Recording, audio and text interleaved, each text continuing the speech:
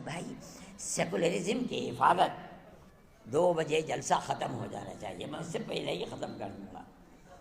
میرے بھائی، جمعیت علماء کا اپنا ایک کردار ہے، ہم اس سیکولر دستور کے محافظ ہیں۔ ہم سمجھتے ہیں کہ صرف زبانی نہیں کہ دنیا میں جا کر کے سیکولرزم کا ڈھنڈورا پیٹا جائے اور ملک کے اندر مسلمانوں کی 600 سال پرانی مسجدوں کو گرا کر کے وہاں مندر بنایا جائے، یہ سیکولرزم نہیں ہے، یہ ڈھول کا پول ہے۔ آپ کی پارلیمنٹ فیصلہ کر چکی ہے آج سے تقریباً 30-32 سال پہلے کہ جو مسجد جہاں جو مذہبی عبادت گاہ بنی ہوئی ہے سن 47 میں، اس عبادت گاہ کو اسی حال میں رہنے دیا جائے گا۔ آج آپ یہ کہتے ہیں کہ نہیں، بنارس کی مسجد کو توڑ دو، وہ ہماری ہے، متھرا کی مسجد کو توڑ دو۔ آپ کے کردار کا اور پارلیمنٹ کا کیا اعتبار ہے یہ بتائیے؟ کیا چیز ہے پارلیمنٹ کے اندر؟ پارلیمنٹ ایک قانون کو بناتی ہے، آپ اس قانون کو ٹھوکر مار دیتے ہیں۔ آپ جو قانون آج بنا رہے ہیں کل کو دوسرا اسے ٹھوکر مار دے گا۔ یہ تو آپ نے ایک ریت اور رواج کر دیا، ہمیں کوئی غرض نہیں ہے، اور حکومت خاموش بیٹھی ہوئی ہے۔ میرے بھائی، جمعیت علماء حکومت کا لحاظ کرتی ہے، جن کو حکومت ہے ہمارے ملک کے عوام نے ان کو بیٹھالا ہے، ہمارے ملک کی اکثریت نے دستور کے مطابق ان کو ووٹ دیا ہے، ہم نے ووٹ دے کر کے انہیں بیٹھالا ہے۔ ہم یہ سمجھتے ہیں کہ ان کو ملک کے دستور کے اندر اس طریقے کی تشریح جس سے ملک کے ایک بہت بڑے طبقہ 20-25 کروڑ لوگوں کے حقوق کو آپ ٹھوکر مار رہے ہیں، ملک اس طرح امن و امان کے ساتھ نہیں چل پائے گا۔ اور اس کے نتیجے کے اندر ملک کی جو صورتحال ہے، آپ اپنی زبان سے کہتے رہیں کہ ملک ترقی کر رہا ہے اور ساری دنیا کے اندر ترقی کا ڈھڈورا پٹ رہا ہے، مگر ملک کے عوام کی جو صورتحال ہے اور فقر اور بے کسی کی جس طریقے پر پورے ہندوستان کے اندر کیفیت ہے، آپ اس کو دیکھ لیجئے۔ میں اپنی زبان سے کچھ نہیں کہتا ہوں، میں ایک مذہبی آدمی ہوں، میرا اپنا ایمان اور یقین ہے کہ اللہ جو چاہتا ہے وہ کرتا ہے، یعنی ایشور جو چاہتا ہے وہ کرتا ہے، یعنی اوم جو چاہتا ہے وہ کرتا ہے۔ آج آپ کر رہے ہیں، ٹھیک ہے، کر دیجئے، کل کو حالات بدلیں گے دنیا کے اندر، میں زندہ ہوں، میں بھی مر جاؤں گا اور دنیا کا ہر آدمی مر جائے گا، دوسرا آئے گا اپنے خاص ذہن کے ساتھ آئے گا۔ حالات کیا ہوتے ہیں ان کو آج نہ میں جانتا ہوں نہ کوئی جانتا ہے، اللہ جانتا ہے اور ان کے سوا کوئی نہیں جانتا۔ میرے بھائی، ہم یہ سمجھتے ہیں کہ امن و امان کو پکڑنا چاہیے۔ میں مسلمانوں سے یہ کہتا ہوں کہ آج کی حکومتیں جو کچھ کر رہی ہیں اس سے فرقہ پرستی اور آپس میں نفرت اس طریقے پر ابھر رہی ہے کہ نہیں کہا جا سکتا کہ کل کو کیا ہوگا۔ میں جمعیت علماء کے ہر ورکر سے یہ بات کہتا ہوں کہ آپس میں پیار و محبت کو پیدا کرو۔ اس کا یہ مطلب نہیں ہے کہ مسلمان سے پیار نہیں، اس ملک کے ہر رہنے والے سے محبت کرو، اپنے دکھ میں سکھ میں انہیں شریک کرو، ان کے دکھ اور سکھ کے اندر تم شریک ہو۔ ان کے یہاں شادی بیاہ ہے، وہ تم کو نہیں بلاتے، جاؤ اور مبارکبادی دے کر چلے آؤ۔ کھانا کھلاتے ہیں کھاؤ، نہیں کھلاتے نہ کھاؤ۔ جب تمہارے یہاں سکھ ہو، شادی بیاہ ہو، تم اپنے رشتہ داروں کو جس طرح بلاتے ہو، اپنے دائیں بائیں رہنے والے غیر مسلموں کو بلاؤ۔ یہ تمہاری پرانی زندگی ہے، آج کی نہیں، یہ ہزاروں سال پرانی زندگی ہے، اور اسی طرح اس ملک کے اندر ہم رہتے چلے آئے ہیں۔ دنیا کے کسی ملک کے اندر مسلمان اور غیر مسلم کو اس طرح جیسے اس ملک میں رہتے ہیں نہیں رہنے دیتے۔ دیکھو گے گاؤں کے اندر رہتے ہیں، اگر ان سے پوچھو کہ مسلمان کب سے آباد ہے، نہ مسلمان جانتا ہے کہ اس کی تاریخ کیا ہے، نہ ہندو جانتا ہے کہ اس کی تاریخ کیا ہے۔ اس پیار و محبت کے اندر شریک تھے، لیکن آج کی سیاست یہ پیار و محبت کی سیاست نہیں ہے۔ میں یہ سمجھتا ہوں کہ یہ بڑی تباہی کے آثار ہیں۔ آپ کو جمعیت علماء کے ورکر ہونے کی حیثیت سے آپ کو اس سلسلے میں قدم بڑھانا چاہیے۔ میں مدرسے والوں سے کہتا ہوں، صحیح ہے آپ کا مدرسہ مذہبی مدرسہ ہے، لیکن یاد رکھیے رسول اللہ صلی اللہ علیہ وسلم جن کی زندگی کو لوگ جانتے نہیں اور خاص طریقے کے اوپر برادران وطن نہیں جانتے، غیر مسلموں کے ساتھ اٹھنا بیٹھنا رہنا سہنا آپ کی زندگی تھی۔ آپ جب تک زندہ رہے، میں ایک بات کہتا ہوں اور تو یہ تو بڑی لمبی بات ہو جائے گی، ابو طالب آپ کے چچا تھے، آخری وقت تک بت پرست رہے اور کھانا پینا اٹھنا بیٹھنا اللہ کے نبی کے ساتھ تھا۔ اگر اللہ کے نبی کو مکے کے لوگوں نے آبادی سے باہر کر دیا، ابو طالب نے ساتھ نہیں چھوڑا، باہر رہے، اور دین کے اعتبار سے وہ اللہ کے دین کو، اللہ کے نبی کے دین کو نہیں مانتے تھے، آخری وقت تک نہیں مانتے تھے۔ جب جان نکل رہی تھی تب گئے نبی کریم علیہ السلام ان کے پاس اور جا کے کہا چچا ایک مرتبہ لا الہ الا اللہ محمد رسول اللہ کہہ دیجیے، میں قیامت کے دن اللہ کے یہاں آپ کی شفاعت تو کر دوں گا۔ ابو جہل وہاں کھڑا ہوا تھا، ابو جہل نے کہا ابو طالب کیا کہیں گے تمہارے بعد لوگ، کیا آخری وقت میں اپنے باپ دادا کے دین کو چھوڑ دیا؟ یہ کہا کہ نہیں، میں اپنے باپ دادا کے دین کے اوپر ہوں، اور مر گئے۔ اللہ کے نبی نے ساتھ نہیں چھوڑا، نہ انہوں نے چھوڑا نہ اللہ کے نبی نے ساتھ چھوڑا، حالانکہ اللہ کے نبی کے دین پر نہیں تھے، نہ زندگی میں تھے نہ مرتے وقت تھے۔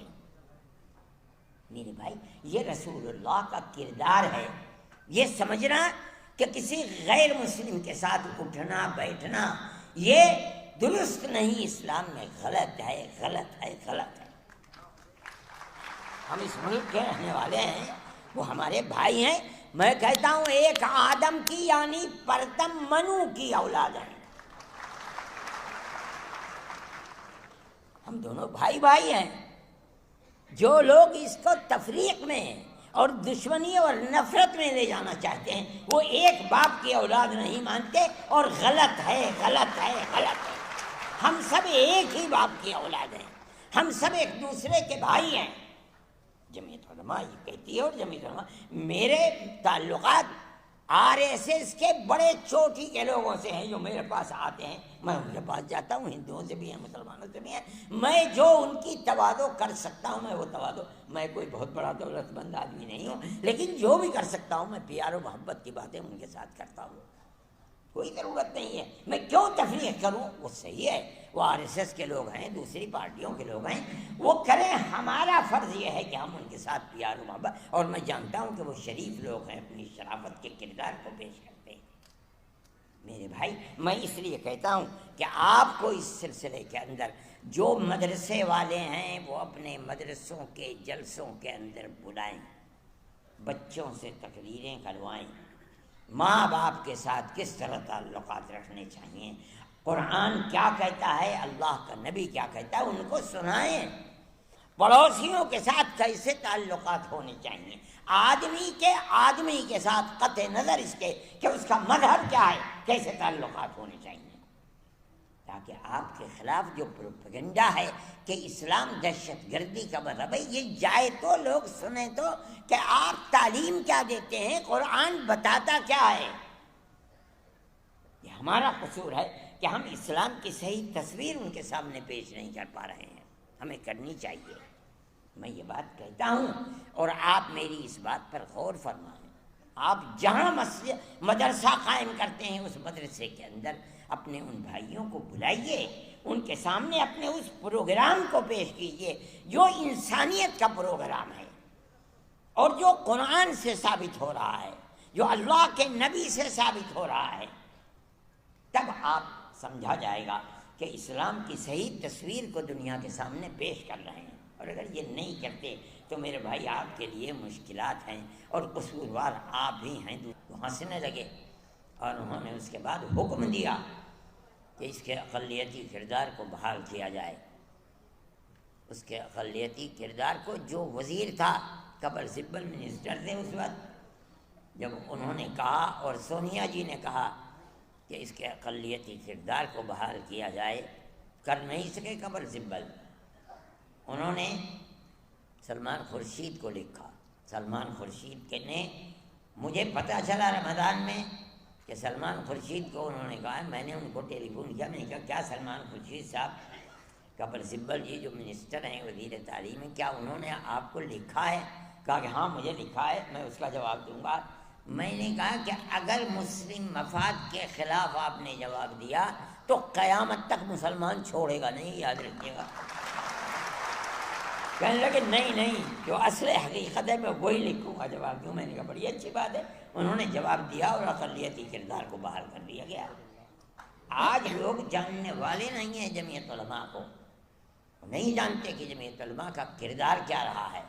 سیکولرزم کی حفاظت جمعیت علماء نے کی ہے، ورنہ ملک کا دستور، میں اگر نام لوں کہ وہ کون لوگ تھے جو گاندھی جی کو مجبور کر رہے تھے کہ ملک اب سیکولر دستور نہیں ہوگا، لیکن جمعیت علماء کے سامنے گاندھی جی بھی اور جواہر لال نہرو بھی اور دوسرے لوگ بھی مجبور ہوئے اور انہوں نے سیکولرزم کو قبول کیا۔ اور جمعیت علماء کے اس مطالبے کے سے کبھی کانگریس باہر نہیں جا سکی، اور اگر کانگریس باہر نکلنے کی دائیں بائیں ہوئی تو کوئی نہیں بولا۔ جمعیت علماء تنہا وہ جماعت تھی جس نے اس کے خلاف جیل بھرو تحریک کو چلایا، چلی۔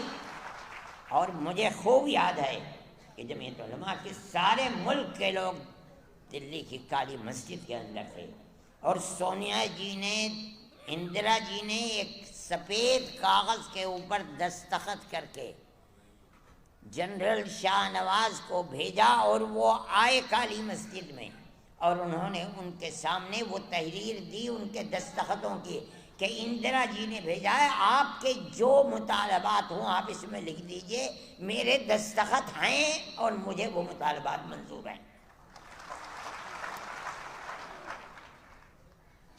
اس تحریک کو ان کے اس وعدے کے اوپر ختم کر دیا گیا۔ یہ دوسری تحریک تھی جو چلی تھی۔ یہ جمعیت علماء کا تعلق تھا۔ آج لوگ جانتے بھی نہیں کہ جمعیت علماء نے کیا کیا ہے، ان کا خود کوئی کردار نہیں، وہ جمعیت علماء کے کردار کو کیا جانیں گے۔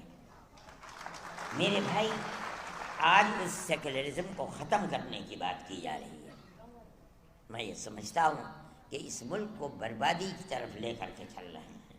وہ اگر یہ سمجھتے ہیں کہ سیکولرزم صرف ان کے دو کھٹکتے ہیں، ان کو سب سے پہلے مسلمان اور دوسرے درجے کے اندر عیسائیت۔ ہم جس سیکولرزم کو لے کر چلتے ہیں، ہم یہ کہتے ہیں کہ تنہا مسلمان نہیں، ہر اقلیت، چاہے وہ عیسائیت ہو، چاہے ملک کے اندر برائے نام یہودیت ہو، یا کوئی بھی اقلیت ہے، جب ملک آزادی کے وقت اس کا دستور سیکولر دستور ہے، وہ سیکولر دستور رہے گا۔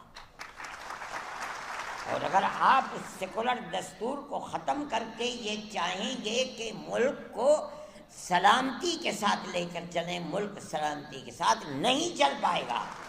یہ 25-30 کروڑ کی مسلم اور عیسائی اقلیت کے ہوتے ہوئے آپ یہ چاہتے ہیں کہ ملک کے اندر امن برقرار رہے گا اور ان کو زندگی کا حق نہیں دیا جائے گا، دستور میں ان کا کوئی مقام نہیں ہوگا؟ نہیں ہو سکتا۔ آج آپ کے ہاتھ میں طاقت ہے، آپ یہ سمجھتے ہیں کہ جس مسجد کو چاہیں آپ لے لیں، جس طرح چاہے لے لیں۔ آپ نے جس مسجد کو لیا ہے وہاں بھی ٹھوکر کھائی ہے۔ ہم جانتے ہیں جمعیت علماء نے اس کے کیس کو لڑا ہے۔ جس دن سے مسئلہ چل رہا ہے سن 51-52 سے، اس وقت سے لے کر آج تک اس کے کیس کو جمعیت علماء لڑتی رہی ہے۔ ہم نے کتنے کروڑ روپیہ اس کے اوپر لوور کورٹ، ہائی کورٹ اور سپریم کورٹ کے اندر خرچ کر دیا۔ ہمارا کوئی پیسہ نہیں تھا، قوم نے دیا، ہم نے اس کو خرچ کیا، اور ہم برابر لڑتے رہے۔ مسئلہ کیا تھا لڑائی کا؟ مسئلہ آپ سمجھیے، ہم لڑنے والے ہیں، ہم جانتے ہیں۔ مسئلہ یہ تھا کہ جس جگہ بابری مسجد بنی ہے وہ مسجد کی اپنی جگہ ہے، یا یہ رام جنم بھومی ہے، یہاں رام کا مندر تھا، بابر نے اس مندر کو توڑ کر یہاں مسجد بنائی ہے۔ مسئلہ یہ تھا، اسی مسئلے کے اوپر لڑائی ہم لڑ رہے تھے۔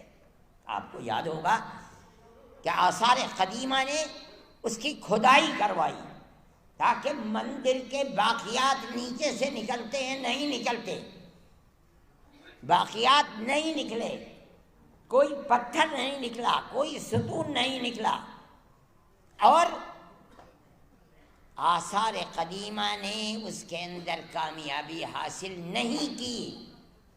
اب آپ دیکھیے، ملک کی سب سے بڑی سپریم کورٹ عدالت ہے، وہ عدالت اپنے فیصلے میں کیا کہتی ہے؟ اس فیصلے میں عدالت نے کہا ہے کہ مسجد اپنی جگہ ہے، کسی مندر کو گرا کر مسجد نہیں بنائی گئی، ختم ہو گیا۔ ہمارا جو مقدمہ 50-70 سال سے چل رہا تھا، ہم اس مقدمے کے اندر کامیاب ہیں کہ بابر نے اپنی جگہ مسجد بنائی ہے، مندر توڑ کر مسجد نہیں بنی۔ ہم مسلمان ہیں، ہم جانتے ہیں کہ اگر کسی دوسری جگہ کے اوپر مندر توڑ کر مسجد بنائی جاتی، وہ مسجد نہیں ہے۔ مسجد وہ ہے جو مسجد کی جگہ ہے اور اس جگہ کو وقف کیا گیا ہے۔ ہم تو اس مقدمے کے اندر کامیاب ہیں۔ جب یہ کہہ دیا گیا کہ مسجد اپنی جگہ بنی ہے، مندر کو توڑ کر مسجد نہیں بنی۔ دوسرا فیصلہ کیا ہے کہ جنہوں نے اندر گھس کر مورتیاں رکھی ہیں وہ مجرم ہیں، انہوں نے غلط کیا، مسئلہ ختم ہو گیا۔ جب سننے والے سن رہے تھے فیصلے کو، تیسرا فیصلہ اپنی جگہ کے اوپر تھا کہ یہ مسجد کی جگہ ہے، لیکن یہ الگ بات ہے کہ فیصلہ یہ دے دیا گیا کہ لیکن ہم یہ جگہ ہندوؤں کو دیتے ہیں۔ ٹھیک ہے، آپ نے دے دی، ہم اپنے مقدمے کے اندر کامیاب ہیں۔ ہم آج نہیں بولتے، نہ ہمیں بولنا چاہیے، اس لیے کہ جو سب سے بڑی ملک کی عدالت ہے اس نے یہ ہندو بھائیوں کو دے دی۔ ہم نہیں بولتے، ہم 1000 دفعے کہہ چکے تھے کہ یہ آخری ہماری لڑائی ہے۔